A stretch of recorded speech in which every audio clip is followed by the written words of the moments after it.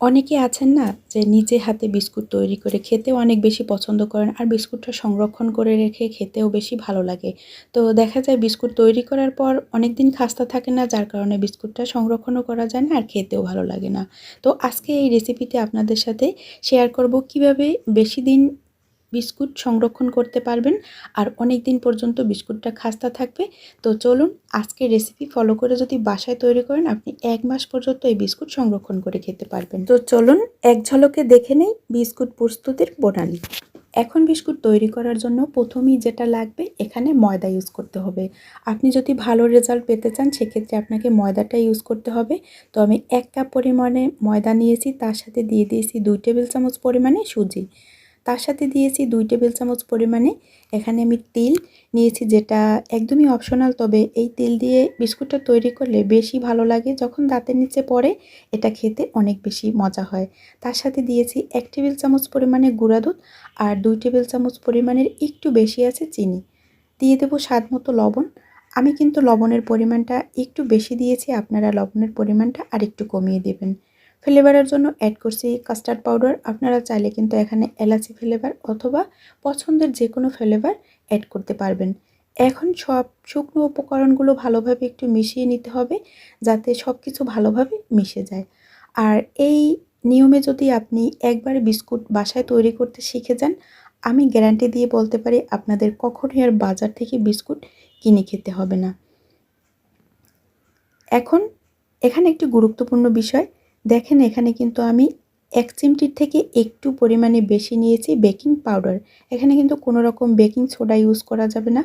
আর 1 চিমটির থেকে বেশি যদি দিতে যান সেক্ষেত্রেও কিন্তু আপনার বিস্কুটটা অনেক দিন খাস্তা থাকবে না। এখন দিয়ে দেব বিস্কুটটা আরও বেশি মজাদার করার জন্য 2 চামচ পরিমাণে ঘি। আর চাইলে কিন্তু আপনারা গলানো বাটারও এখানে ইউজ করতে পারবেন। এখানে আরও দিয়েছি আমি 1 টেবিল চামচ পরিমাণে রান্নার রেগুলার তেল। তো আপনার হাতের কাছে যদি বাটার একদমই না থাকে সেক্ষেত্রে চাইলে এখানে 2 টেবিল চামচ পরিমাণে রান্নার তেল ইউজ করতে পারবেন। তবে ঘি অথবা বাটার দিয়ে এই বিস্কুটটা তৈরি করলে বেশি ফ্লেভার হয় আর খেতে অনেক বেশি মজার হয়। তো আমার ইউটিউব চ্যানেলে কিন্তু বিভিন্ন রকমের বেকারি আইটেমের বিস্কুটের রেসিপি দেয়া আছে। চাইলে একবার ঘুরে আসতে পারেন। আশা করি আপনাদের কাছে অনেক বেশি ভালো লাগবে।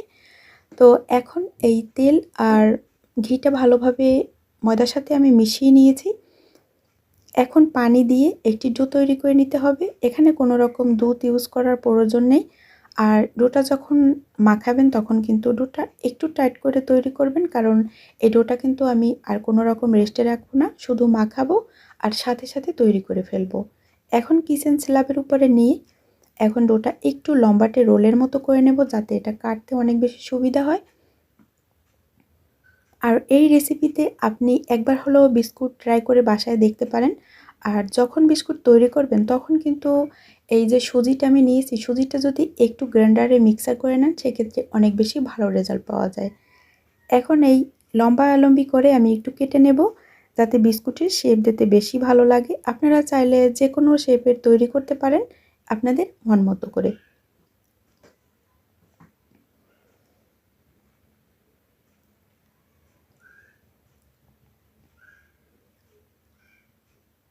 এই যে এরই মাঝে তৈরি হয়ে গেল একটি বিস্কুট। তো আপনারা চাইলে কিন্তু এরকম করেও তৈরি করতে পারেন। বোর্ডের উপরে একটু তেল লাগিয়ে তারপরে বিস্কুটটা দিয়ে একটু লম্বালম্বি হাত দিয়ে চেপে নেবেন, তাহলেই হয়ে যাবে। তো এইভাবে করে আমি সবগুলো বিস্কুটই বানিয়ে নিয়েছি। এখন একটু তিল দিয়ে কোট করে নেব। এটা সম্পূর্ণই অপশনাল, তবে দেখতে অনেক বেশি ভালো লাগে। আর এটা ভাজার পরে যখন খাবেন তখন তিল যখন দাঁতের নিচে পড়বে তখন কিন্তু দারুণ একটা ফ্লেভারও পাওয়া যাবে আর একটু ভিন্ন রকম টেস্টও পাবেন। তো এইভাবে একটু কোট করে নেব। আপনারা চাইলে এই তিলের অপশনটা কিন্তু একদমই স্কিপ করতে পারবেন। তো সবগুলো বিস্কুট তৈরি করা হয়ে গেছে, এবার ভেজে নেব। ফ্রাই প্যানে তেল দিয়েছি কিছুটা পরিমাণে, আর তেলটা যখন হালকা একটু গরম হয়ে আসবে তখনই কিন্তু বিস্কুটগুলো দিয়ে দিতে হবে। তেলের টেম্পারেচার একদমই বাড়ানো যাবে না, সেক্ষেত্রে আপনার বিস্কুটটা কিন্তু খাস্তা হবে না। যখন 2 থেকে 3 মিনিট হয়ে যাবে ভাজার সময়টা, তখন চুলার আঁচ হালকা একটু বাড়িয়ে দিবেন। বেশি বাড়ানো যাবে না। আপনি যত সময় নিয়ে এই বিস্কুটটা ভাজবেন আপনার বিস্কুট কিন্তু ততই ক্রাঞ্চি হবে আর অনেক দিন পর্যন্ত সংরক্ষণ করে খেতে পারবেন। বিকেলে চায়ের সাথে কিন্তু এই বিস্কুটগুলো খেতে ভীষণ মজার হয়। ২টা বিস্কুট ১ কাপ চা, ব্যাস। এর থেকে আর কি লাগে বলেন? তো এইভাবে করে আমি গোল্ডেন কালার করে সবগুলো বিস্কুটই তুলে নেব।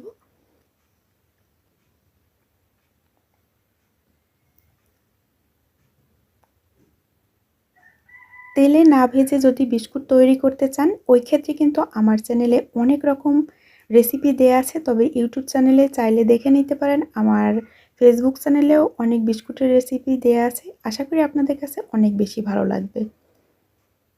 তো দেখতে পাচ্ছেন দেখতে কতটা কিউট লাগছে।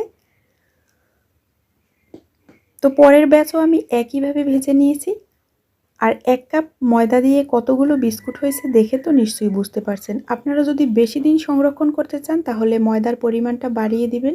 আর চাইলে কিন্তু আপনারা আটা দিয়েও এই বিস্কুট তৈরি করতে পারবেন। তবে বেশি যদি খাস্তা খেতে চান সেক্ষেত্রে ময়দাটা ইউজ করতে পারবেন। তো একটা বিস্কুট এখন ভেঙে আপনাদের সাথে শেয়ার করছি যে কতটা খাস্তা হয়েছে। তো আশা করি আজকের রেসিপি অনেক বেশি ভালো লাগবে। দেখা হবে নতুন পর্বে নতুন ভিডিওতে। আর ভিডিও ভালো লাগলে প্লিজ অবশ্যই লাইক, কমেন্ট, শেয়ার করে আমার পাশে থাকবেন। আল্লাহ হাফেজ।